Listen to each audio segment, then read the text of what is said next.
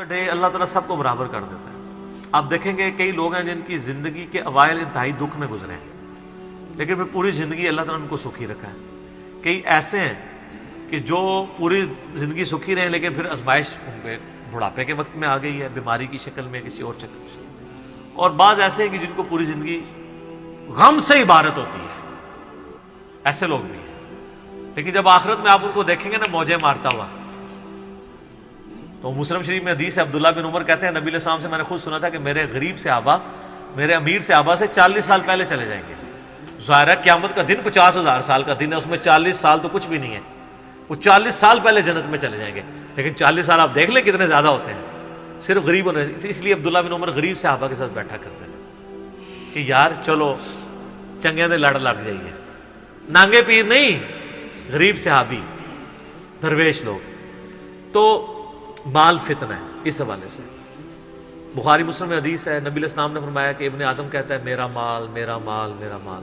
حالانکہ تیرا مال تو وہ ہے جو تو نے کھا لیا یا پہن کر بوسیدہ کر لیا یا اللہ کی راہ میں خرچ کر کے آخرت کے لیے ذخیرہ کر لیا.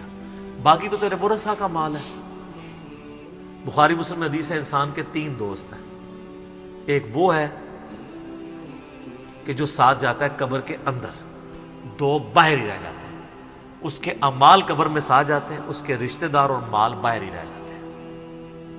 بخاری مسلم دونوں میں حدیث ہے، نبی علیہ السلام نے فرمایا ابن آدم کے پاس اگر سونے کی 2 وادیاں ہوں تو وہ تمنا کرے گا تیسری بھی آ جائے، اس کا پیٹ صرف قبر کی مٹی بھرے گی. بخاری مسلم دونوں میں حدیث ہے. یہ نہ سمجھیے گا یہ بزرگوں والا ہے، یہ واقعی بخاری مسلم دونوں میں حدیثیں ہوتی ہیں جو میں بیان کر رہا ہوتا ہوں، پوری ذمہ داری سے کر رہا ہوتا ہوں کہ اے اللہ محمد اور آل محمد کو بس اتنا ہی رزق دینا کہ ان کی روح اور جسم کا رشتہ برقرار رہے. بخاری اور مسلم دونوں میں حدیث ہے.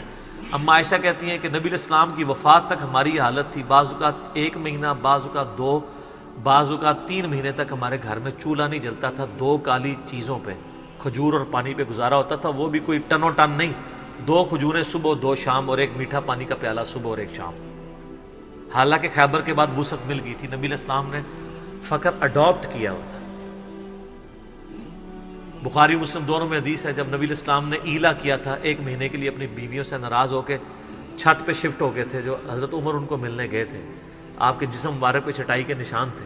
تو حضرت عمر رو پڑے، یا رسول اللہ کیسر و کسرا تو دنیا کے مزے لوٹ رہے ہیں اور آپ اللہ کے رسول ہو کے یہ حالت آپ کی. آپ نے فرمایا کہ اے عمر کیا تم اس بات پہ راضی نہیں ہو کہ کیسر و کسرا دنیا کے مزے لوٹے اور ہم آخرت کی سعادت؟ اے عمر کیا دنیا کی حقیقت ابھی بھی تجھ پہ نہیں کھلی؟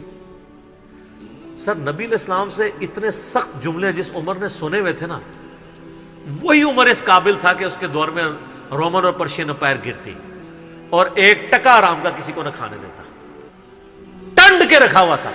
حضرت عمر کے بعد کیا ہوا ہے؟ مینجمنٹ کمزور ہو گئی ہے، وظیفوں پہ لوگ لگ گئے، تھیندے ٹھیک ہے. اسی لیے کہا جاتا ہے ابو بکر اور عمر کی خلافتیں محفوظہ ہیں اور عثمان و علی کی خلافتیں مفتونہ ہیں. اس لیے نہیں کہ وہ خلفاء برے تھے، اس لیے کہ اس میں فتنے کا دور تھا، وہ اسپیشل پروٹیکشن تھا. بخاری مسلم میں حدیث ہے میری امت اور فتنوں کے درمیان دروازہ عمر ہے، جب یہ دروازہ توڑ دیا جائے گا فتنے شروع ہو جائیں گے. وہ فتنے کیا شروع ہوئے؟ دنیا کی محبت.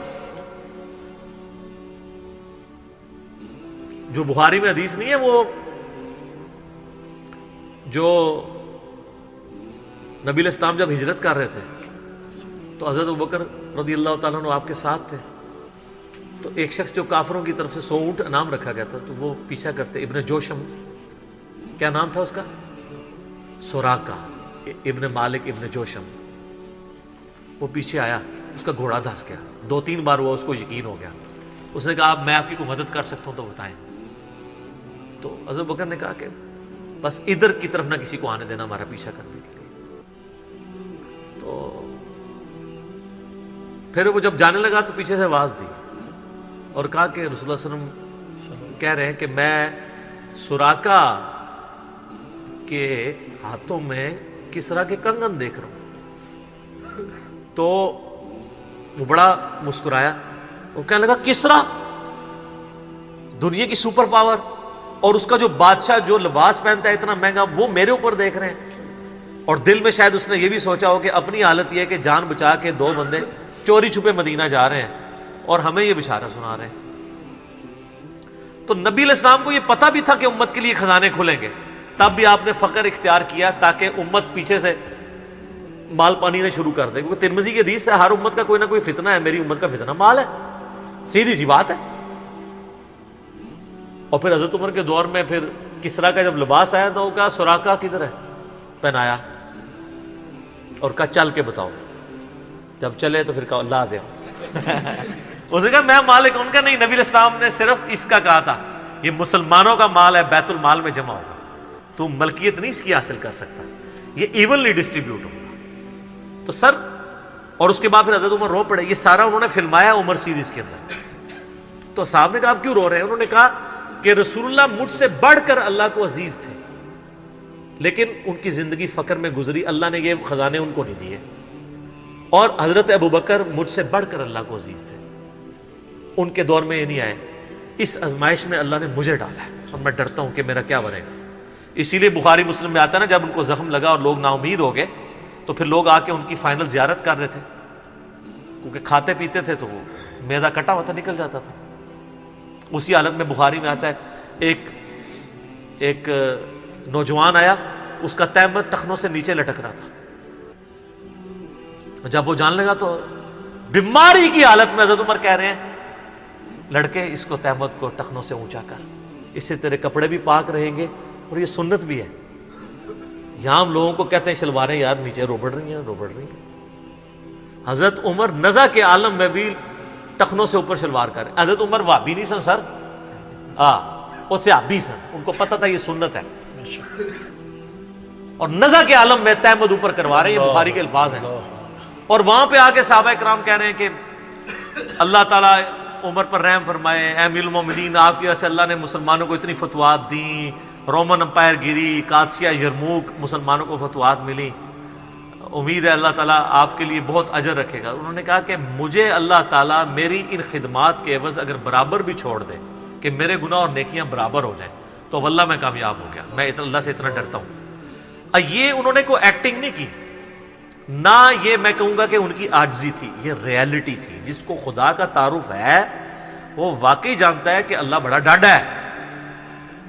حضرت ابوبکر نے جب مشورے کے بعد حضرت عمر کو نامزد کیا تھا تو آپ کو پتہ ہے حضرت عمر کو کیا نصیحت کی تھی؟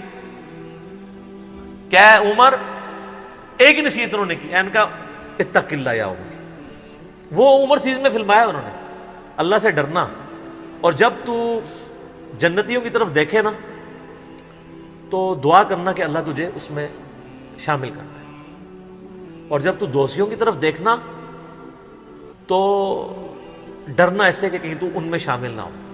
انہوں نے نہیں کہا میں اشرا مبشرا ہوں, میں جس راستے پہ چلوں شیطان بھاگ جاتا ہے, یہ آپ مجھے کیا باتیں بتا رہے ہیں. ان کو پتا تھا کہ اللہ تعالیٰ کی صفت بے نیازی بھی تو ہے نا سر, آپ کو نہیں پتا. وہ تو پیغمبروں کے اوپر عطا فرما دیتا ہے. یونس علیہ السلام تو پیغمبر تھے, اور اتنا غصہ کہ سورہ صافات میں ہے کہ یونس اگر مچھلی کے پیٹ میں ہمیں نہ پکارتا تو پھر اسی دن نکالا جاتا جس دن مردے اپنی قبروں سے نکالے جائیں گے. یار اتنا غصہ کیا کر دیا, کوئی بندے مار دیے یونس نے. آپ یوٹیوب میں کلپ دیکھیں یونس علیہ السلام کا واقعہ تو آپ کو پتہ چلے گا. سر اللہ اپنے معاملات میں بہت سخت ہے. اللہ وہ نہیں ہے جس کا تعارف آپ کو کروایا گیا. پچھلے دنوں بھی وہ ہمیں ایک لیٹر کہیں کسی نے بھیجا, تو پھر ہم نے ان کو بھیجا کہ آپ میرا کلپ دیکھیں, اللہ کی رحمت سے دھوکہ, اور انجینئر محمد علی مرزا صاحب لکھے. تو اس میں وہ کہہ رہے تھے, وہ تارج میر صاحب کہتے ہیں کہ آج کل کے مبلغین نے لوگوں سے ان کا رب بھی چھین لیا اور ان کو ڈراتے رہتے ہیں. سر کیوں نہ ڈرائیں اللہ کے بندو, قرآن کا ڈومیننٹ پورشن ہے ہی تذکیر ہے, بلکہ قرآن کا تعارف ہی تذکیر ہے, نصیحت ہے, ڈر سنانا ہے, ڈر سنانا. وَأُوحِيَ إِلَيَّ هَذَا الْقُرْآنُ لِأُنذِرَكُمْ بِهِ وَمَنْ بَلَغَ. سورہ الانعام آیت نمبر 19. اے نبی علیہ السلام فرما دو مجھے تو قرآن وہی اس لیے کیا گیا ہے میں تمہیں ڈر سناؤں, اور جس تک یہ کتاب پہنچ جائے وہ بھی ڈر سنائے. بخاری کی حدیث ہے, آپ علیہ السلام ایک چوراہے سے گزر رہے تھے, کچھ صحابہ جو ہے وہ ہنس رہے تھے, آپ رک گئے. پھر آپ نے فرمایا جو کچھ میں جانتا ہوں نا تم جانتے ہوتے نا تو بہت کم ہنستے زیادہ رویا کرتے. بخاری مسلم میں حدیث ہے, عبداللہ بن عمر کہتے ہیں نبی علیہ السلام نے میرے کندھے پہ یوں ہاتھ رکھ کے نا فرمایا تھا عبداللہ اپنے آپ کو مردوں میں شمار کرنا. یہ نہیں سمجھو کہ آج میں گیا ہی کہ گیا. سر جب یہ تلوار کسی کے سر پہ لٹک رہی ہو نا پھر اس کا قبلہ سیدھا رہتا ہے.